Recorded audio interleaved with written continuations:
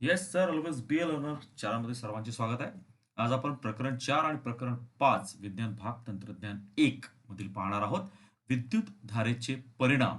या प्रकरणामधील तुम्ही पहिल्या पानावर आलात तर ही काही चित्र दिलेली आहेत. या चित्रावर आधारित कदाचित प्रश्न येऊ शकेल.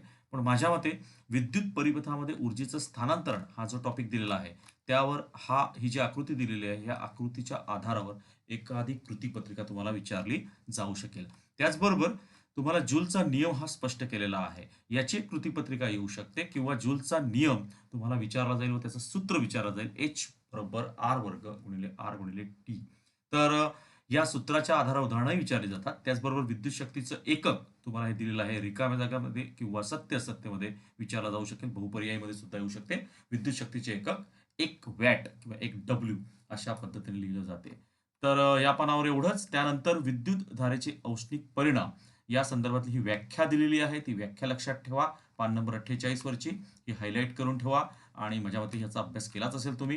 49 पानावर तुम्ही जाल तर ही आकृती दिलेली आहे 4.3 कुंतलाचा उपयोग. त्यावर आधारित एखादी कृतीपत्रिका विचारली जाईल. त्याचबरोबर हा जो पॅराग्राफ आहे हा फार महत्वाचा आहे, ज्याच्यामध्ये तुम्हाला विद्युत धारेच्या औष्णिक परिणामाचा उपयोग कोणकोणत्या उपकरणामध्ये केला जातो किंवा उदाहरणं लिहा. तर अशा प्रकारची ही उदाहरणं जर बॉयलरचं उदाहरण आहे, विजेवर चालणारी शेगडी किंवा विजेचा बल्ब अशी उदाहरणं तुम्हाला सांगता आली पाहिजेत किंवा चित्र देऊन तुम्हाला ती उदाहरणं विचारली जाऊ शकतील. त्याचबरोबर या वाहक पदार्थाची रोधकता जास्त असते म्हणजे हा जो गुणधर्म आहे, त्यामुळेच या वाहक पदार्थाचा उपयोग विविध उपकरणामध्ये केला जातो. तर त्याचं उदाहरण दिलं त्याची शास्त्रीय कारणं तुम्हाला विचारली जाऊ शकतात. जसं नायक्रोम या मिश्र धातूचा उपयोग किंवा कुंतलाचा उपयोग विजेच्या शेगडीमध्ये का केला जातो? विद्युत रोधमध्ये का करतात? त्याचं हे तुम्हाला शास्त्रीय कारण देता येईल. रिकाम्या जागामध्ये बहुपर्यायामध्ये सुद्धा हा नायक्रोम शब्द लक्षात ठेवा, की ज्याचा उपयोग विजेच्या शेगडीमध्ये विद्युत रोध म्हणून करतात. त्याचबरोबर विजेच्या बल्बमध्ये टंगस्टन तारेचाच उपयोग का करतात? म्हणजे टंगस्टन धातूचा तार का वापरतात? तर या टंगस्टन धातूच्या तारेचं वैशिष्ट्य, की ज्याचं ते तार जी तापते, ती जवळपास 3400 अंश सेल्सिअस पर्यंत आणि त्यातून प्रकाश बाहेर पडतो. एवढा उच्च त्याचा द्रवणांक असतो आणि त्याच्याचमुळे टंगस्टन तारेचा वापर केला जातो. तर हे शास्त्रीयकरण लक्षात ठेवायचं. त्याचबरोबर तुम्हाला विद्युत शक्ती मोजण्याचं जे व्यवहारात वापरणारं एकक आहे, हे लक्षात ठेवायचं. रिकाम्या जागामध्ये 1 किलो वॅट हे विचारलं जाऊ शकेल. त्याचबरोबर 1 किलो वॅट अवर बरोबर किती किंमत दिलेली आहे? 3.6 गुणिले 10⁻⁶ जूल. जोड्या लावामध्ये कदाचित हा प्रश्न विचारला जाऊ शकेल. त्याचबरोबर कुंतलाच्या उपयोगामध्ये हा बल्ब दिलेला आहे. मी जे हायलाइट केले आहेत बघा, हे रिकाम्या जागामध्ये अशा पद्धतीचा प्रश्न विचारला आणि कृतीपत्रिका पूर्ण करा, अशा प्रकारचा प्रश्न येऊ शकतो. त्यानंतर तुम्हाला इथे दिलेला आहे, की आपल्या घरामध्ये जो विद्युत पुरवठा आणि इमारतीमध्ये व्यावहारिक विद्युत पुरवठा जो होतो, त्याच्यामध्ये 3 तारांचा वापर करतात. त्या तीनही तारांची तुम्हाला नावं पाठ पाहिजेत. घरातील वीज जोडणीमध्ये कोणकोणत्या अशा 3 तारा असतात? तर त्याच्यामध्ये वीजयुक्त लाईव्ह तार, तटस्थ म्हणजे न्यूट्रल तार आणि भूसंपर्क म्हणजे अर्थ तार. अशा 3 तारा म्हणजे हे पहिलं वाक्य फार महत्वाचं आहे. त्यानंतर दुसरं वाक्य वीजयुक्त व तटस्थ तारामध्ये विभवांतर टिंब-टिंब असते. 220 व्होल्ट ही रिकामी जागा फार महत्वाची वाटते आहे. त्याचबरोबर कोणती तार म्हणजे टिंब-टिंब तार ही जमिनीत जोडलेली असते. एक साधा सोपा प्रश्न लक्षात ठेवायचा भूसंपर्कन तार. हा एक रिकामी जागासाठी किंवा सत्य-असत्यमध्ये सुद्धा विचारला जाऊ शकेल. आणि हे शास्त्रीय कारण दिलेलं आहे तुम्हाला, की वितळ तारेचा जो उपयोग केला म्हणजे वितळ तार का वापरली जात असते? वितळ तारेचा काय उपयोग आहे? तर त्याचं शास्त्रीय कारण तुम्हाला सांगता आलं पाहिजे. म्हणजे ज्याच्यामुळे काय परिणाम होऊ शकतात. अर्थात शास्त्रीयकरण लिहिताना कमीत कमी 2 ते 3 मुद्द्यामध्ये शास्त्रीयकरण तुम्हाला लिहिता आलं पाहिजे. अभ्यास तुम्ही करत असालच आणि त्या पद्धतीने हा 49 पान नंबर संपलेला आहे आणि 50 पानावर तुम्हाला अतिभाराची संकल्पना दिली आहे. बघा इकडे. जसं उन्हाळ्याच्या दिवसात सायंकाळी आपण घरोघरी दिवे, पंखे, वातानुकूलन यंत्र किंवा दुकानामधील वीज वापर सर्वाधिक प्रमाणात होत असतो आणि त्यामुळे त्या अति प्रमाणात विद्युत पुरवठा करणाऱ्यामुळे अतिभार हा घडत असतो, ओव्हरलोड होत असते आणि त्याचा परिणाम काय होऊ शकतो? त्याचा एखादा शास्त्रीयकरण किंवा प्रश्न येऊ शकतो.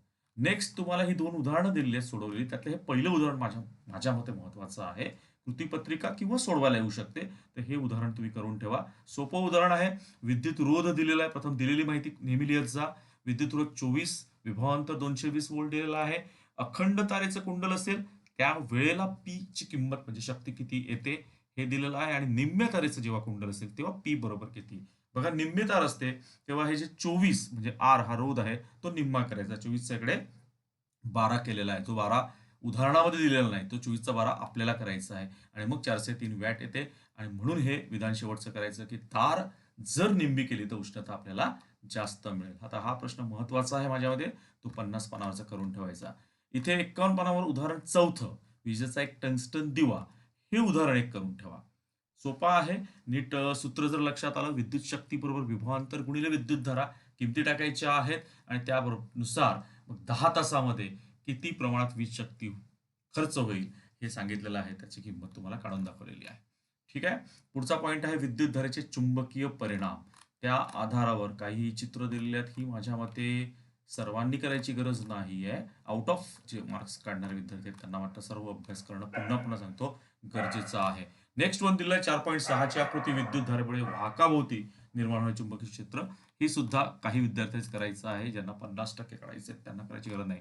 उजव्या हाताचा अंगठ्याचा नियम, राईट हँड थंब रूल सर्वांनी करायचा. कृतीपत्रिका स्वरूपात अशी येणार आहे. एक प्रश्न हा करून ठेवा, की उजव्या हाताच्या अंगठ्याचा जो नियम आहे हा एक्झॅक्ट कशासाठी वापरला जातो? तो बघा इकडे सांगितलेला आहे. विद्युत वाहक तारेतील विद्युतधारेमुळे निर्माण होणाऱ्या चुंबकीय क्षेत्राची दिशा शोधण्यासाठी. रिकामी जागा चुकी बरोबर बहुपर्यायमध्ये कुठेही विचारला जाऊ शकेल. तर हा प्रश्न करून ठेवायचा आणि अर्थात उजव्या हाताचा अंगठ्याचा नियम सोपा आहे.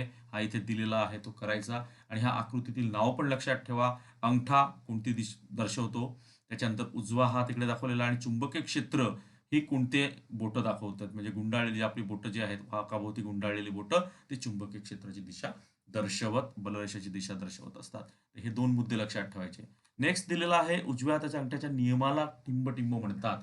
एक मॅक्सवेलचा बुच स्क्रू नियम असं देखील म्हणतात. तर हा मुद्दा एक लक्षात ठेवायचा.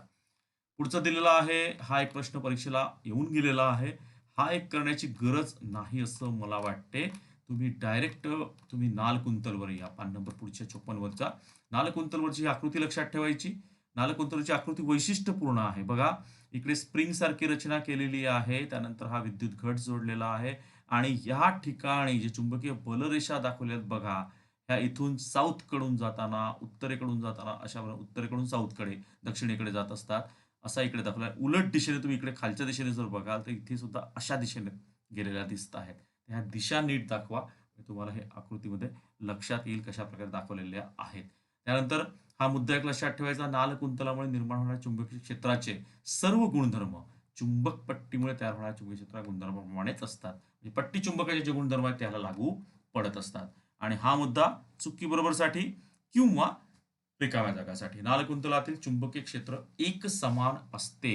ही जी पोकळी आहे याचं जे क्षेत्र असते हे चुंबकीय क्षेत्र एक समान असते. तर हा मुद्दा लक्षात ठेवायचा. नेक्स्ट पुढचा पान नंबर मला वाटते 55 वर फ्लेमिंगचा डाव्या हाताचा नियम यावर एक कृतीपत्रिकेचा प्रश्न किंवा अशी चिन्ह आकृती दिली, हात दाखवला असेल तर कोणता नियम दर्शवलेला आहे आणि तो नियम लिहा असा प्रश्न येऊ शकतो. किंवा या आकृतीमधील अंगठा जो आहे ती दिशा कोणती दर्शवतो, त्यानंतर तर्जनी ही दिशा कोणती दर्शवतो, त्यामुळे मधले बोट ही दिशा कोणती दर्शवतो, असे छोटे छोटे प्रश्न सुद्धा परीक्षेला विचारले जाऊ शकतात. विद्युत चलित्र कशास म्हणतात, विद्युत चलित्रचं तत्व काय, हा प्रश्न येऊ शकतो हे आकृती देऊन. त्याचबरोबर विद्युत चलित्राचा वापर दैनंदिन जीवनामध्ये कोणकोणत्या उदाहरणामध्ये करतात, तर पंखे, शीतकपाटे असे दिलेले आहेत, मिक्सर्स वगैरे. तर गटात न बसणाऱ्या शब्दामध्ये कदाचित हा प्रश्न येऊ शकतो. ही सर्व उदाहरणं तुमची रेडी असली पाहिजे तुमच्या मेमरीमध्ये. विद्युत चलित तत्व आणि कार्य हे मला वाटतं सर्वांनी करायची गरज नाही. मात्र ही आकृती लक्षात ठेवा आणि ह्या आकृतीवरच्या ह्या चौकटी लक्षात ठेवा. परीक्षेला तुम्हाला रेडीमेड आकृती दिली जाईल, पण ह्या जर रिकाम्या जागा आल्या तर ह्या सांगता आल्या पाहिजे. दुभंगलेले कडे दिलेला आहे आणि ह्याच्या इथे कार्बनी ब्रश दाखवलेले आहेत दोन्ही बाजूला. एक्स व वाय आणि EF ने कार्बनी ब्रश दाखवले आहेत. दुभंगलेकडे एक्स आणि वाय ने दर्शवलेले आहे. त्याबरोबर हा आस आहे हे सांगता आलं पाहिजे आणि हा नॉर्थ आणि एस असं तुम्हाला लिहिता आला पाहिजे. बाकी रिकाम्या जागा लिहिल्यानंतर तुम्हाला लक्षात येईल की हा प्रश्न अतिशय सोपा पद्धतीने तुम्ही सोडवू शकतील. नेक्स्ट तुम्हाला पुढचा प्रश्न दिलेला आहे विद्युत चुंबकीय प्रवर्तन. ह्या प्रवर्तनातले हे दोन मुद्दे लक्षात ठेवायचे की एक्झॅक्ट हे विद्युत प्रवर्तन हे कोणत्या शास्त्रज्ञाने ह्याचं संशोधन केलेलं आहे आणि त्याने कशा प्रकारे दाखवलेलं हे विधान फक्त लक्षात ठेवा. डिटेलमध्ये जायची गरज नाही. गॅल्व्हॅनोमीटर मध्ये ही आकृती लक्षात ठेवायची. कोणतं म्हणजे गॅल्व्हॅनोमीटर हे उपकरण कोणतं आहे तर ते सांगता आलं पाहिजे. त्यानंतर गॅल्व्हॅनोमीटर हे कोणत्या तत्वावर आधारित असलेलं संवेदनशील उपकरण उपकरण आहे. तर कोणत्या तत्वावर? तर विद्युत चलित्र या यंत्राचं जे तत्व आहे त्याच तत्वावर आधारित ते उपकरण चालत असते. आणि त्याच तत्वावर चालणारे आणखी 2 उपकरणं दिलेली आहेत. व्होल्टमीटर आणि एमीटर. ही सुद्धा 2 गोष्ट लक्षात ठेवायची. बाकी इथे काही लक्षात ठेवायची गरज नाहीये. नेक्स्ट हे सगळे प्रयोग दाखवलेले आहेत. स्पष्टीकरण त्याचं आहे. मात्र आपल्या परीक्षेच्या विचारात जर घेतला तर डायरेक्ट तुम्ही फॅराडेचा विद्युत प्रवर्तनाचा नियम जो दिलेला आहे त्याकडे यायचा आहे. हा जो प्रवर्तनाचा नियम दिलेला आहे हा जर जमला तर लक्षात घ्या, पाठ करून ठेवा. आणि प्रवर्तित विद्युतधारा कशास म्हणतात हे तुम्हाला सांगता आलं पाहिजे. पहिला नियम लिहा आणि मग या नियमाच्या आधारे कुंडलामध्ये निर्माण झालेली विद्युतधारा असते त्याला प्रवर्तित विद्युतधारा म्हणतात. फक्त एवढं लिहायचं नाही, नियम लिहून तुम्हाला लिहावं लागेल. नंतर फ्लेमिंगचा उजव्या हाताचा नियम, जसा डाव्या हाताचा तसा उजव्या हाताचा नियम आहे. योग्य बोटांनी कोणकोणत्या दिशा दर्शवलेल्या आहेत, कोणकोणते घटक दर्शवलेले आहेत ते तुम्हाला सांगता आले पाहिजेत. त्यानंतर पान नंबर 59 वर या. डायरेक्ट प्रत्यावर्ती धारा, दिष्ट धारा, फरक स्पष्ट करा. फेवरेट क्वेश्चन आहे. तरी सुद्धा मी असं सांगेल ही आकृती लक्षात ठेवा. या आकृतीच्या ह्या जर दिशा दिल्या आहेत बघा विद्युत धारेच्या, इथे डॉटेडने दाखवलेले आहे आणि इकडे सरळ दाखवलेले आहे. याचा अर्थ एसी ही जी अल्टरनेट करंट आहे म्हणजे प्रत्यावर्ती धारा आहे याची दिशा ठराविक कालावधीमध्ये ही बदलत असते समान कालावधीनंतर आणि परिमाण पण बदलत असते. मात्र डायरेक्ट करंट मध्ये एकाच दिशेने विद्युतधारा जात असताना एका ठिकाणी बाण दाखवलेला आहे बघा. इथून एक बाण दाखवलाय, इथून एक बाण दाखवलाय. इथे मात्र दोन्ही ठिकाणी हे असे बाण दर्शवले आहेत. आणि जे चिन्ह दिलेलं आहे या चिन्हाचाच अर्थ असा आहे की इकडे एसी करंट आहे. त्यानंतर ती इकडे तुम्हाला दिष्ट धारेची व्याख्या दिलेली आहे, प्रत्यावर्ती धारेची पण व्याख्या दिलेली आहे. म्हणजे हा पहिला मुद्दा होईल. त्यानंतर दिष्ट धारा वाढू शकते, स्थिर असू शकते, कमी होऊ शकते, परंतु दोलायमान नसते. दोलायमान म्हणजे अशा प्रकारे बघा या आकृतीत दाखवलेली आहे. हा लेखावरचा प्रश्न येऊ शकतो की दिष्ट धारा आणि प्रत्यावर्ती धारा कोणती धारा दिलेली आहे. हा जर डार्क कलर मध्ये दाखवलं ही कोणती धारा आहे, ही सरळ लाईट ब्ल्यू कलर मध्ये दाखवलं ही कोणती धारा. रिकाम्या जागा येऊ शकतात इकडे. त्याच्यावरून तुम्हाला हे प्रश्न विचारले जाऊ शकतात. त्याबरोबर प्रत्यावर्ती धारा ही दोलायमान धारा असते बघा. ही अशा प्रकारे ही दोलायमान कधी कमी होते कधी जास्त होते. अशा प्रकारे शून्यापासून 1 पर्यंत गेली, पुन्हा 1 शून्यापर्यंत आली, शून्यापासून ऋण 1 पर्यंत आली, पुन्हा इकडे वरती वरती जात अशा पद्धतीने ती जात असते दाखवलेलं आहे. त्यानंतर प्रत्यावर्ती विद्युतधारेचे दोलन हे वेळेनुसार वक्रीय पद्धतीने होतं, टिंब टिंब पद्धतीने होत असते. असा प्रश्न येऊ शकतो. त्याचबरोबर हे चिन्ह बघा, या कोणत्या चिन्हाने दाखवतात प्रत्यावर्ती विद्युतधारा, चिन्ह विचारलं जाऊ शकेल. त्याचबरोबर प्रत्यावर्ती धारा टिंब टिंब पद्धतीने एका चक्रात सुलट आणि उलट दिशेने वाढते, तर आवर्ती पद्धतीने. म्हणजे हा शब्द लक्षात ठेवायचा. म्हणजे हे जे मुद्दे मी हायलाइट केले ते एकदा वाचून घ्यायचे म्हणजे तुम्हाला लक्षात येईल. ही एक रिकामी जागा फेवरेट असते. भारतामधील जी विद्युत केंद्र आहे त्याच्यामध्ये विद्युत निर्मितीचं एक चक्र टिंब टिंब सेकंदात पूर्ण होते. एकतर 1/50 म्हणजेच 0.02. हे काय वेगवेगळे दोन्ही मिळत नाही, पण बहुपर्यायीमध्ये जो पर्याय दिला असेल तो पर्याय इकडे निवडा. बहुपर्यायीमध्ये हा प्रश्न येण्याची शक्यता जास्त आहे. त्याचबरोबर प्रत्यावर्ती धारेची वारंवारता भारतामध्ये 50 हर्ट्झ एवढी आहे. हा मुद्दा एक लक्षात ठेवायचा. त्याचबरोबर पुढचा मुद्दा दिलेला आहे विद्युत जनित्र, ज्याच्यामध्ये हा मुद्दा दिलेला आहे की विद्युत जनित्राचा उपयोग कशासाठी करतात. मानवाच्या वापरासाठी मोठी विद्युतधारा जी वापरायची असते, जे तत्व आहे त्यासाठी वीज निर्मितीसाठी आपल्याला विद्युत जनित्राचा उपयोग केला जातो आणि बऱ्याच ठिकाणी हा जनित्र इकडे वापरलेलं असते. आता विद्युत जनित्राची ही रचना दिलेली आहे. कन्फ्यूज व्हायचं नाही. विद्युत जनित्र आणि विद्युत चलित्र याच्यामध्ये बराचसा फरक आहे आणि फरकाचे मुद्दे पण तुम्हाला लक्षात आले पाहिजेत. यामध्ये सुद्धा रिकाम्या जागा येऊ शकतात. विद्युत वाहक कडी, कार्बनी ब्रश हे दाखवलेले आहेत, कुंडल दाखवलेलं आहे आणि चुंबकीय क्षेत्राची दिशा दर्शवलेली आहे हे सांगता आले पाहिजे. त्याचबरोबर इथे गॅल्व्हॅनोमीटर जोडलेलं आहे.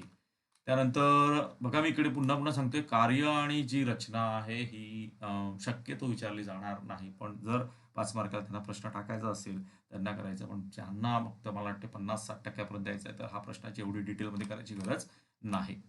नेक्स्ट वर दिलंय दिष्ट जनित्र हे सुद्धा म्हणतात आणि त्याची पण तुम्हाला व्याख्या दिलेली आहे आणि रचना दिलेली आहे. नंतर स्वाध्यायातले हे प्रश्न गटात बसणारा शब्द हा फेवरेट प्रश्न आहेत. हे तीनही करून ठेवा, त्यातला एक येण्याची शक्यता जास्त आहे. रचना कार्य पुन्हा एकदा सांगतो, 90 अबव विद्यार्थ्यांनी करायला हरकत नाही, पण बाकी विद्यार्थ्यांनी करायची गरज नाही. फरक स्पष्टीकरणामध्ये पण सुद्धा मी तेच सांगेल, सर्वांना करायची गरज नाही. एवढा काही इम्पॉर्टंट मला तो वाटत नाही. त्याचबरोबर हा प्रश्न करून ठेवा, शास्त्रीय कारणामध्ये विजेच्या बल्बमध्ये कुंतल बनवण्यासाठी टंगस्टन धातूचा उपयोग सर्वांनी करायचा. दुसरा प्रश्न हा दिलेला आहे, प्रश्न हा सुद्धा करायचा आहे, ज्याच्यामध्ये उष्णता निर्माण करणाऱ्या विजेच्या उपकरणामध्ये म्हणजे इस्त्री, विजेची शेगडी याच्यामध्ये नायक्रोम सारखा मिश्र धातूचा वापर करतात. शुद्ध धातूच करत नाही. कारण लिहा. हे 2 कारणं माझ्यासाठी महत्त्वाची आहेत. तिसरंही कारण एक ॲडिशनल केलं तरी हरकत नाही. उदाहरणं 90 अबोव्ह पर्सेंटेजच्या विद्यार्थ्यांनी हा अ उदाहरण करायला हरकत नाही आणि हे चौथं ई उदाहरण करायला हरकत नाही. नालकुंतल सर्वांनी करून ठेवायचं. त्याची आकृती आणि त्याचे नाव मी आधी सांगितलं. नंतर आकृतीला नाव बघा. उजव्या हाताचा नियम आणि डाव्या हाताचा नियम हे दोन्ही करायचे, ज्याच्यावर प्रश्न आधारित विचारले जाऊ शकतात. तर हे झालं प्रकरण 4. तर प्रकरण 4 वर आधारित आपल्याला जर काही प्रश्न येऊ शकतात, तर त्या प्रश्नांचा आपण आता विचार करणार आहोत. बघा, मी आधी सांगितल्या पद्धतीने अशा प्रकारची कृतीपत्रिका येऊ शकते आणि हे पर्याय देतील, तर तुम्हाला सहजपणे जमलं पाहिजे. एक्झॅक्ट कोणता पर्याय कुठे दिला पाहिजे. म्हणजे घट हे या बाजूला इथे लिहिलं पाहिजे. त्याबरोबर व्होल्टमीटर हे इथे दर्शवलेलं आहे. इथे व्होल्टमीटर दर्शवलेलं आहे. नंतर व्होल्ट AB हे सांगितलेलं आहे ते हे इथे दर्शवलेलं आहे. त्याचबरोबर हा रोध दाखवलेला आहे. हा रोध A आणि B च्या मध्ये R इकडे दिलेलाच आहे. तर अशा प्रकारे चिन्ह दर्शवता येईल तुम्हाला. एमीटर हे इथे दर्शवलेलं आहे आणि इथे फक्त की हे बटन दिलेलं आहे तुमचं हे दर्शवलेलं आहे. अशा प्रकारे पर्याय देऊन सुद्धा ही कृतीपत्रिका तुम्हाला विचारली जाईल. दुसरी तुम्हाला दिलेली आहे ही अशी विजेचा बल्ब जो कुंतलाचा उपयोगामध्ये दिलेला आहे, त्या बल्बमधले विविध भाग तुम्हाला असे विचारले जातील आणि त्या भागाच्या आधारावर तुम्हाला कदाचित असा प्रश्न विचारला जाऊ शकेल, की विजेच्या बल्बमध्ये टंगस्टन धातूच्या तारेचा वापर का करतात? तर तुम्हाला त्या प्रश्नाचं उत्तर देता आलं पाहिजे. ही जी फिलामेंट दिलेली आहे, तार दिलेली आहे, ही नालकुंतल प्रकारच्या बल्बची फिलामेंट असते आणि ही टंगस्टन धातूच्या पासून बनलेली असते. तर यावर आधारित प्रश्न विचारला जाऊ शकेल. त्याचबरोबर हे मी एकत्रित प्रश्न दिलेला आहे. एखादी आकृती अशी त्याला नावं देणार नाहीत तुम्हाला, फक्त आकृत्या देतील, चित्र दाखवतील. तर विजेच्या शेगडीत कोणत्या मिश्र धातूचा कुंतलाचा वापर करतात? तर तुम्हाला सांगता आलं पाहिजे. नायक्रोमचं नाव, त्याबरोबर विद्युत बल्बमध्ये कुंतलमध्ये कोणत्या तारेचा वापर करतात? तर टंगस्टन का करतात? त्याचंही उत्तर सांगता आलं पाहिजे. आणि हे एक शास्त्रीय कारण तुम्हाला मी आधी सांगितलं स्वाध्यायातलं फार महत्वाचं आहे, की शुद्ध धातूऐवजी मिश्र धातूंचा वापर का करतात आणि वेगळा घटक ओळखा. हा सुद्धा प्रश्न महत्वाचा आहे. एका वाक्यातली सुद्धा प्रश्न येऊ शकतात. तुम्हाला 2 मार्काला किंवा 3 मार्काला जे प्रश्न असतात, तेव्हा अशा पद्धतीने एका वाक्याची प्रश्न किंवा व्याख्या वगैरे येऊ शकतात. तर वीजयुक्त तटस्थ तारामध्ये किती विभवांतर असते ते सांगता आलं पाहिजे. बघा, रिकाम्या जागामध्ये सुद्धा मी सांगितलेलं येऊ शकते 220 व्होल्ट, तर ते सांगता आलं पाहिजे. घरातील वीज जोडणीतील कोणकोणत्या प्रकारच्या तारांचा वापर करतात? तर 3 तारा. आपल्या 3 तारा फार महत्त्वाच्या आहेत. ज्याच्यामध्ये वीजयुक्त तार, तटस्थ तार आणि भूसंपर्क तार तिघांचा वापर करायचा. आणि घरातील वीज जोडणीत कोणत्या प्रकारची तार जमिनीत जोडलेली जाते? भूसंपर्क तार म्हणजे भू म्हणजे जमीन, त्यावरून तुम्हाला सांगता आलं पाहिजे. विद्युतधारेचा औष्णिक परिणाम कशाला म्हणतात? हा सुद्धा एखादा प्रश्न करून ठेवा. लघु परिपथन हा एक वेगळा प्रश्न दिलेला आहे. अतिभार हा वेगळा प्रश्न. अतिभार टाळण्यासाठी काय करावे? हा येऊ शकतो. उन्हाळ्याच्या दिवसामध्ये शक्यतो अतिभार का होत असतो? त्याचं कारण विचारलं जाईल. त्याबरोबर ही काही चित्र दिलेली आहेत. या चित्राच्या आधारावर त्या चित्रातील यंत्रांचे एक उपयोग लिहा. तर तुम्हाला सांगता आलं पाहिजे गॅल्व्हनोमीटरचा उपयोग काय? विद्युत चलित्रचा उपयोग काय? विद्युत शेगडी, हीटर ह्यांचा उपयोग काय? हे सांगता आले पाहिजे. त्याबरोबर हा मी सांगितलेला उजव्या हाताचा नियम, तो तुम्हाला अशा प्रकारे प्रश्न येऊ शकतो. हे सांगितलेलं आहे दिष्ट विद्युतधारा आणि प्रत्यावर्ती विद्युतधारा याच्या आधारावर असणारा हा प्रश्न येऊ शकतो. हे फक्त पर्याय तुम्हाला निवडता आले पाहिजेत. फ्लेमिंगचा डाव्या हाताचा नियम असा प्रश्न येऊ शकतो. त्याचबरोबर विद्युत चलित्र यावर आधारित हे काही प्रश्न येऊ शकतात. बघा, छोटे छोटे प्रश्न आहेत. 2 उपकरणाची नावं दैनंदिन जीवनातली ती येऊ शकतात. यंत्राचे मुख्य कार्य काय ते स्पष्ट करायला येऊ शकतात किंवा यंत्राचे नाव काय? साधा प्रश्न तुम्हाला सांगता आला पाहिजे. त्याचबरोबर विद्युत चलित्राच्या ही रचना आणि तत्व ह्याच्यावर आधारित काही प्रश्न आहेत, की रिकाम्या चौकटी पूर्ण करा. त्याबरोबर यंत्राची रचना, वर यंत्राचं कार्य आणि दैनंदिन जीवनात या यंत्राचा कोणकोणत्या उपकरणात वापर करतात? त्या पुन्हा उपकरणाची नावं. नेक्स्ट वन तुम्हाला आणखी हा प्रश्न दिलेला आहे. रिकाम्या चौकटीत योग्य जागा भरा. फ्लेमिंगचा उजव्या हाताचा नियम हा सुद्धा प्रश्न असा परीक्षेला येऊ शकतो आणि दिलेल्या चित्राद्वारे स्पष्ट होणारा नियम जो आहे तो नियम लिहा. नियम तुम्हाला लिहिता आला पाहिजे. त्याबरोबर हा आलेख तुम्हाला दिष्ट विद्युतधारा आणि प्रत्यावर्ती विद्युतधारा हे इकडे रिकामी जागा दिलेली नाही. कदाचित ही रिकामी जागा तुम्हाला दिली जाईल आणि त्याच्या आधारावर पण प्रश्न विचारले जाईल, की या आलेखामध्ये या ऑरेंज कलरमध्ये डार्क ब्राऊन कलरमध्ये जे दाखवलेला आहे तो कोणता प्रकारची विद्युतधारा आणि सरळ दाखवलेली आहे ती कोणत्या प्रकारे आहे आणि मग त्याच्यानंतर फरक स्पष्ट करा. याचे 2 मुद्दे सांगता येतील किंवा भारतामध्ये ही वीज निर्मिती प्रत्यावर्ती वारंवारता किती असा प्रश्न येऊ शकतो. घरगुती वापरासाठी, विद्युत वापरासाठी कोणत्या प्रकारच्या विद्युतधारेचा वापर करतात? तर प्रत्यावर्ती विद्युतधारेचा. आता प्रत्यावर्ती विद्युतधारा कोणत्या चिन्हाने दर्शवतात ते चिन्ह सांगता आलं पाहिजे किंवा चिन्ह देतील आणि मग सांगतील हे चिन्ह कोणत्या विद्युतधारेचं दोलन दर्शवलं जाते. तर अशा प्रकारचे छोटे छोटे प्रश्न विचारले जाऊ शकतात. हे दिलेलं आहे जनित्र आणि जनित्राची रचना त्याच्यावर आधारित तुम्हाला ह्या चौकटी पूर्ण करायला येतील. त्याचं कार्य विचारतील, रचना विचारतील, त्यावर फरक सुद्धा हे ॲडिशनल प्रश्न दिलेले आहेत. हे ॲडिशनल प्रश्न माझ्या मते दिष्ट विद्युतधारेबद्दल हा व्हेरी इम्पॉर्टंट प्रश्न आहे. तो अवश्य करा. बाकी प्रश्न ठीक आहे. बाकी 90 अबोव्ह विद्यार्थ्यांनी करायला हरकत नाही. सो इथे हे प्रश्न इकडे संपलेले आहेत. आता हा प्रकरण झालेलं आहे आपलं 4थं. आता आपण प्रकरण सुरुवात करतोय 5वं. एकाच व्हिडिओमध्ये मी 2 प्रकरणं आटोपण्याचा प्रयत्न करतोय. कारण वेळ फारच कमी आहे. 15 तारखेपासून आपली परीक्षा सुरू होते. तर अप्रकट उष्मा प्रकरणाचं नाव आहे उष्णता. महत्वाचे मुद्दे आहेत. त्यातला अप्रकट उष्मा ज्याच्यामध्ये ही आकृती जर तुम्ही केली त्याच्या आधारावर प्रश्न तुम्हाला येऊ शकतात. नेक्स्ट दिलेला आहे पान नंबर डायरेक्ट 63 वर बर्फाचा द्रवणांक कशास म्हणतात एक व्याख्या दिलेली आहे. साधी व्याख्या आहे आणि ही आलेख करून ठेवायचा. या आलेखावर तुम्हाला कृतीपत्रिका स्वरूपात प्रश्न येऊ शकतात. हे मुद्दे लक्षात ठेवा. आलेखाचे हे जो ग्राफ तुम्हाला चढता आलेख दाखवला आहे जिकडे पाणी द्रव अवस्थेमध्ये दिसते आणि द्रव आणि वायू अवस्था म्हणजे पाणी आणि वाफ ही जी तुमची सरळ लाईन सी पासून डी पर्यंत हे लक्षात घ्या. आणि ए पासून बी पासून पर्यंत ही जी सरळ लाईन आहे बर्फ आणि पाणी म्हणजे स्थायू आणि द्रव अवस्थेमध्ये हे लक्षात ठेवायचं. हे काही मुद्दे लक्षात ठेवा. त्याच्यानंतर मग वितळणाऱ्या विशिष्ट अप्रकट उष्मा कशास म्हणतात ही व्याख्या तुम्हाला सांगता आली पाहिजे. आणि त्यानंतर मग पुढे बाष्पनाचा विशिष्ट अप्रकट उष्मा याची व्याख्या सांगता आली पाहिजे. त्यानंतर हा तक्ता करायची गरज नाहीये तुम्हाला, फक्त तो समजून घेण्यासाठी आहे. मग पुनर्हिमायन हा फेवरेट प्रश्न येऊ शकतो. पुनर्हिमायन आधारित म्हणजे पुनर्हिमायन एक्झॅक्ट कशाला म्हणतात हे सर्व जे दिलेलं आहे, बर्फ आणि लादीचा हा प्रयोग दिलेला आहे, तर त्याचं हे वर्णन जे केलेलं आहे ते का होत असते, ही तार अशा प्रकारे सहजपणे का त्याच्यातून लादीतून बाहेर पडते पण बर्फ तुटत नाही, त्याचंही स्पष्टीकरण दिले हे करून ठेवायचं. पुनर्हिमायन हा शब्द पण लक्षात ठेवायचा. त्यानंतर फेवरेट प्रश्न पाण्याचे असंगत आचरण, ज्याच्यामध्ये तुम्हाला 101% इथे तुम्हाला बहुपर्यायीमध्ये हा प्रश्न येऊ शकतो. कोणकोणते प्रश्न येऊ शकतात ते सांगतो. पाण्याचे आक्रमण सर्वात कमी टिंब अंशला असते किंवा 4 अंश सेल्सिअसला पाण्याचे आक्रमण टिंब असते. सर्वात कमी, जास्त, समान पर्याय लक्षात ठेवायचा हा मुद्दा. त्यानंतर इकडे दिलेला आहे बघा, पाण्याची घनता टिंब सेल्सिअसला सर्वात जास्त असते. बघा आकारमान कमी असते पण घनता जास्त असते. कन्फ्युजन होऊ शकतो. ते ही 2 वाक्य लक्षात ठेवायची. नेक्स्ट वन तुम्हाला दिलं पाण्याचे असंगत आचरण कशास म्हणतात हे संपूर्ण हे वाक्य हे जे दिलेलं आहे हे तुम्हाला करायचं आहे. 0 अंश हेडिंग काय 0 अंश सेल्सिअस ते 4 अंश सेल्सिअस त्या तापमानात पाण्याच्या आचरणास पाण्याच्या संगत एवढंच वाक्य लिहायची नाही आहे. तुम्हाला इथपासून लिहायचं आहे. 0 अंश सेल्सिअस तापमानाला पाणी तापवले असता काय होत असते, तापमान होईपर्यंत प्रसरणाऐवजी आकुंचन होते. पहिला मुद्दा. आकारमान सर्वात कमी असते. पुढे तापमान गेलं तर आकारमान वाढत जाते आणि हे जे पाण्याचं जे आचरण आहे त्याला असं म्हणतात. हे तिन्ही मुद्दे तुम्हाला लिहिता आले पाहिजे.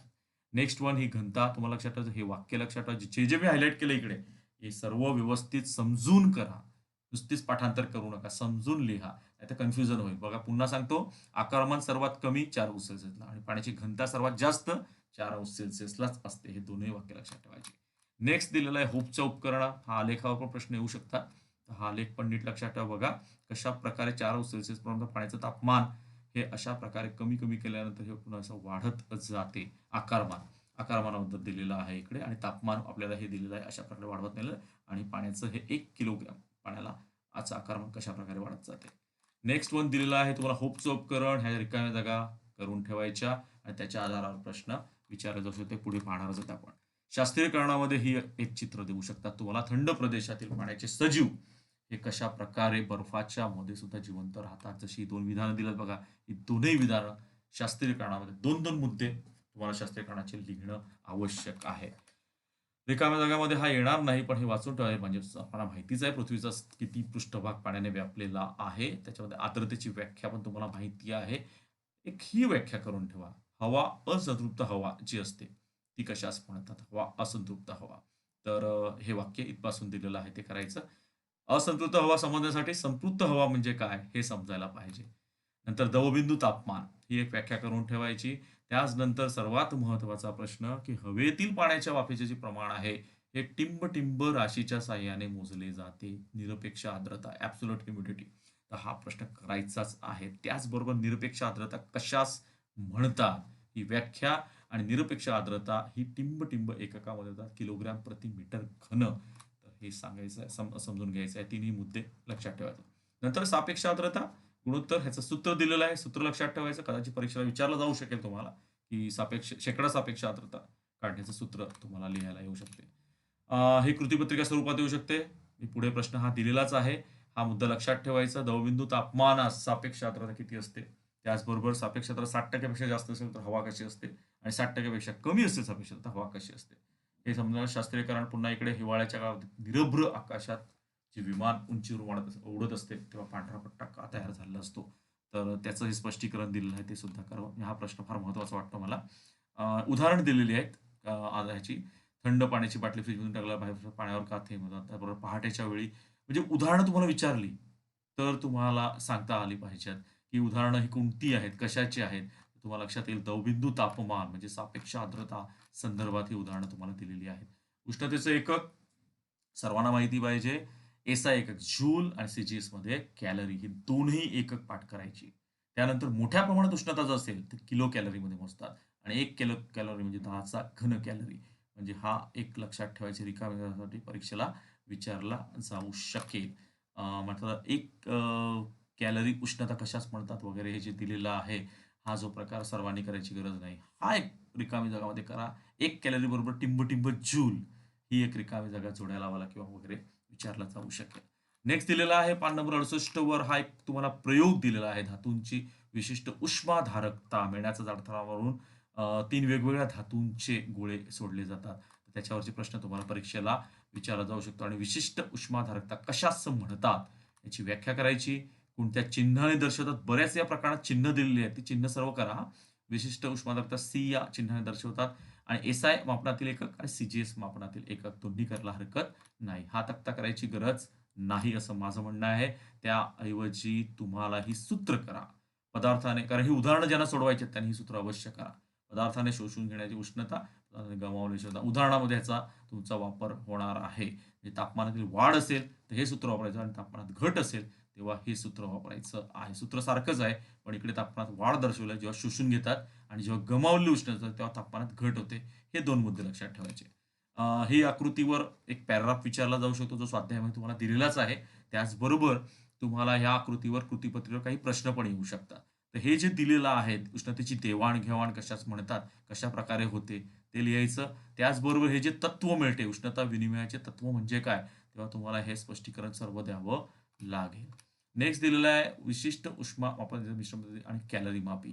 म्हणजे विशिष्ट उष्माधाराचं मापन कोणत्या पद्धतीने करतात, मिश्रण पद्धतीने. त्यासाठी कोणतं उपकरण वापरतात, कॅलरी मापी. हे 2 मुद्दे लक्षात ठेवायचे आणि मग ही सूत्र दिलेली आहेत. ही सूत्र तुम्हाला उदाहरणं सोडवताना उपयोगी पडतात. ज्यांना उदाहरणं सोडवायची आहेत त्यांनीच हे सूत्र करा, बाकीच्यांनी करायची गरज नाही. मी पुन्हा सांगेल, तुमचं कॉन्सन्ट्रेशन करा. तुम्ही तुमचा आयक्यू लेव्हल तुम्ही किती तुमच्या मर्यादेपर्यंत विज्ञानाचा अभ्यास करतात त्याप्रमाणे प्रश्नाचं चॉईस करा. एकदम डिटेलमध्ये जायची काही काहींना गरज नाहीये. ते एक्स्ट्रा करण्याच्या नादात तुम्ही सोपे प्रश्न सुद्धा विसरतात. जशी ही पहिली ओळ सर्वांनी करायची आहे. सर्वांना हे आलंच पाहिजे की पदार्थाच्या विशिष्ट उष्माधारकतेचं मापन कोणत्या पद्धतीने करतात आणि कोणते उपकरण वापरतात. हे सहज सोपं आहे. मग सांगता आलं पाहिजे तुम्हाला. नेक्स्ट हे सोडवलेलं उदाहरण दिलेलं आहे. सोपं उदाहरण आहे. हे मी कृतीपत्रिकेत टाकलेलं आहे. कशा प्रकारे येईल ते मी पुढे एक्सप्लेन तुम्हाला करतोच. त्यानंतर हे सुद्धा उदाहरण सोडवलेलं कृतीपत्रिकेत कशा प्रकारे मी पुन्हा पुढच्या ह्याच्या टॉपिकमध्ये तुम्हाला सांगतो. नेक्स्ट स्वाध्याय दिलेला आहे तुम्हाला. रिकाम्या जागा ह्या 3ही करायच्या स्वाध्यायामधल्या.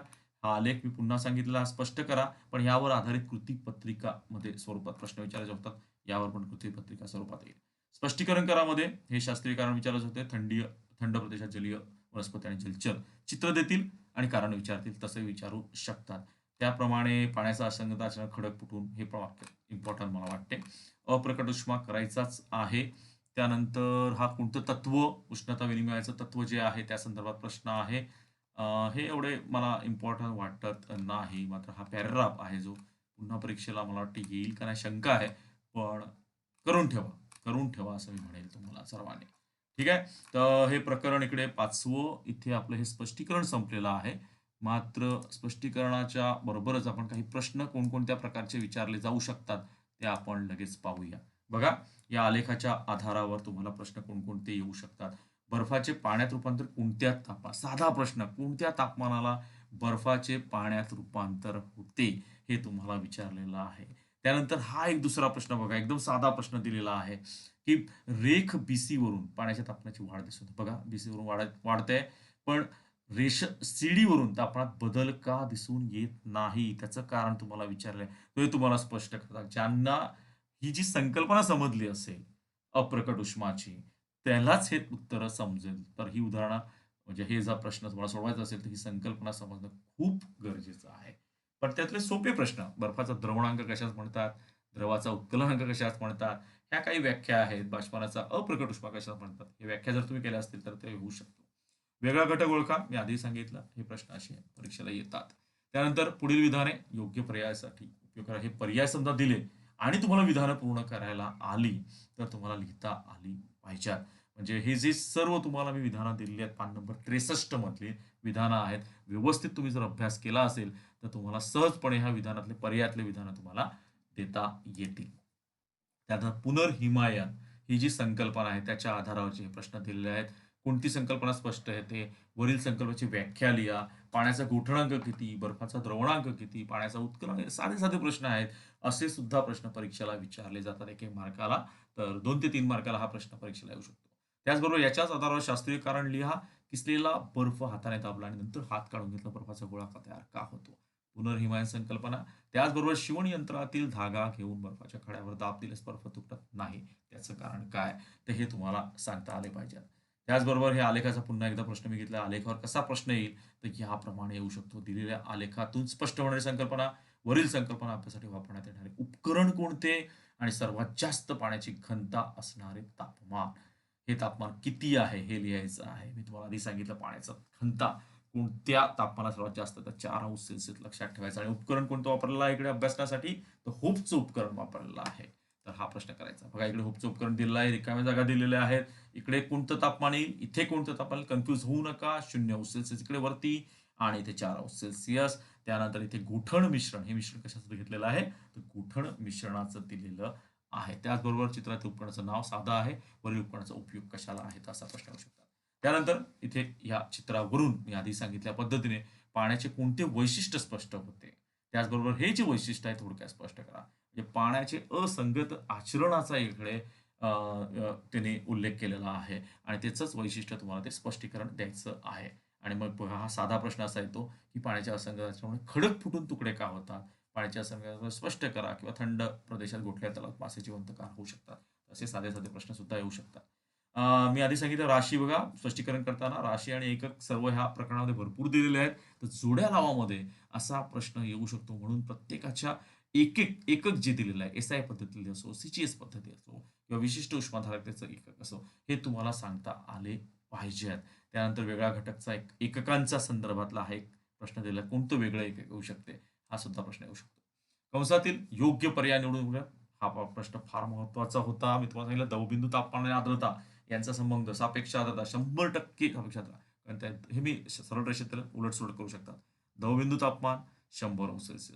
हवा दमट 60° पेक्षा जास्त सापेक्ष आर्द्रता आणि हवा कोरडी म्हणजे 60° पेक्षा कमी सापेक्ष आर्द्रता. त्यानंतर ह्या व्याख्या साध्या साध्या मी आधी स्पष्ट केल्या. शास्त्रीय कारणं ही सुद्धा मी आधी सांगितली आहेत. त्यानंतर हे जे चित्र दिलेलं आहे, या मेणाच्या जाळ्यावर याच्यावर आधारित हे जे काही 4 प्रश्न तुम्हाला दिलेले आहेत, तर अशा प्रकारच्या प्रश्नांचा सराव तुमचा असला पाहिजे. मी ज्या वेळेला तुम्हाला सांगितलं स्पष्टीकरण करता, ते प्रश्न तुम्ही करा. म्हणजे नॉर्मल विद्यार्थ्यांनी सुद्धा यानं 50 ते 60% आरामात मार्क तुम्हाला मिळू शकतील. त्यानंतर हे उष्णता विनिमयाचं जे चित्र दिलेलं आहे, अशा वेळेला कुठलं तत्व तुम्हाला इकडे शोध लागतो किंवा कुठचा बोध होतो, हे सांगितलं. तत्व थोडक्यात स्पष्ट करा. पान नंबर 69 वर ते तत्व व्यवस्थित दिलेलं आहे. आणि या तत्वाचा उपयोग जो पदार्थ कोणत्या गुणधर्माच्या मापनासाठी करतात, तो गुणधर्म तुम्हाला लिहायला येऊ शकतो. कृतीपत्रिका मी सांगितल्या पद्धतीने हे उदाहरण तुम्हाला सोडवायला येऊ शकतो. सोडवलेलं उदाहरणच आहे. एम म्हणजे वस्तुमान सांगता आलं पाहिजे. सपोज काय, तापमानातील बदल, 2 तापमान दिलेत. बदल म्हणजे वजाबाकी, 100 मधून 20 वजा केले तर तापमानातील बदल तुम्हाला सांगता येऊ शकतं. द्यावी लागणारी उष्णता इथं सूत्र तुम्हाला पाठ पाहिजे. वस्तुमान गुणिले विशिष्ट उष्माधारकता इकडे हा मुद्दा इकडे लिहिता आला पाहिजे आणि विशिष्ट उष्माधारकता म्हणजे सी अक्षराने दर्शवा आणि तापमानातील बदल कोणत्या चिन्हाने दर्शवतात? इथेच दिलंय बघा. मग इथूनच इथे टाकायचं पण हे तुमच्या डोक्यात आलं पाहिजे, की हा तापमानातील बदल आहे आणि मग त्याच्या किमती व्यवस्थित टाकल्या तर तुम्हाला किलो कॅलरीमध्ये किती गुणाकार आहे साधा 5 गुणिले 1 गुणिले 80 5 8 40 आणि 1 शून्य दिला म्हणजे 400 किलो कॅलरी म्हणजे तापमान वाढवण्यासाठी द्यावी लागणार होता 400. हा असा सोपी कृती उदाहरण तुम्हाला येऊ शकते आणि थोडंसं कठीण जर टाकायचं असेल तर हे अशा प्रकारचं तुम्हाला उदाहरण विचारलं जाऊ शकेल. मला नाही वाटत हे येईल असं उदाहरण, पण एक नमुना म्हणून तुम्हाला सांगितलं की अशा प्रकारचं उदाहरण आलं समजा तर सोडवण्याची तयारी असली तुमची पाहिजे. सो आपला इथे टॉपिक संपलेला आहे आणि अशा प्रकारे आपण ह्या 2 प्रकरणाचा अभ्यास घेतलेला आहे. Bye bye. Thank you. Video आवडला असेल तर subscribe, like and share. See you soon.